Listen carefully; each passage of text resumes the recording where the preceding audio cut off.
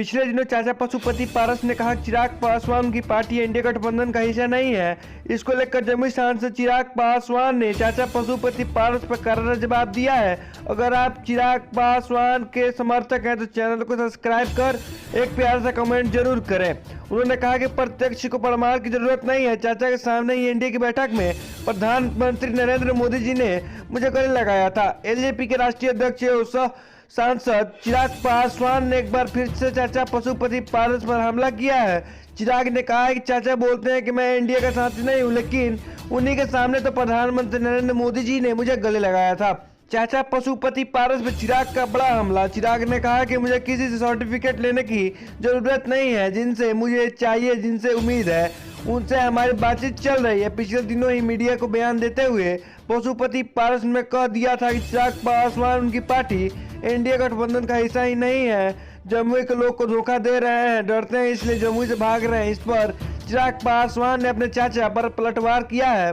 प्रत्यक्ष को परमार की जरूरत नहीं। चाचा के सामने एनडीए की बैठक में प्रधानमंत्री नरेंद्र मोदी जी ने मुझे गले लगाया था। जमुई की जनता कितना प्यार करती है मुझे वो सबको दिखा।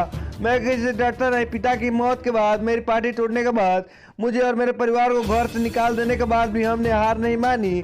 तो अब क्यों सोचूं, मुझे जिनसे सर्टिफिकेट नहीं चाहिए। चिराग पासवान राष्ट्रीय अध्यक्ष एलजेपी। जात और विश्वास पे नहीं रखते चिराग पासवान। उन्होंने कहा कि देश में अमीर और अमीरी होता जा रहा है, दूसरी तरफ गरीब और गरीबी होता जा रहा है। हर के गरीब का हाथ पकड़कर मुख्य धारा से जोड़ना होगा, चाहे वो किसी भी जमात का हो, तभी बिहार और देश विकसित होगा। राजद के एमआई और बैप समीकरणों पर सांसद चिराग पासवान ने कहा कि मैं जात पर विश्वास नहीं रखता, जमात पर विश्वास रखता हूं। मैं मानता हूं कि देश अगर भेद हो सकता है तो अमीरी और गरीबी को भी बीच हो सकता है।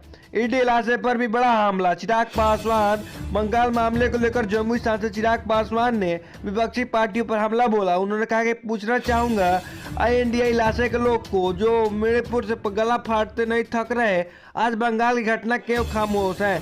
जब उनके शासन वाले राज्यों घटना होती है तो मुंह पर ताला लग जाता है।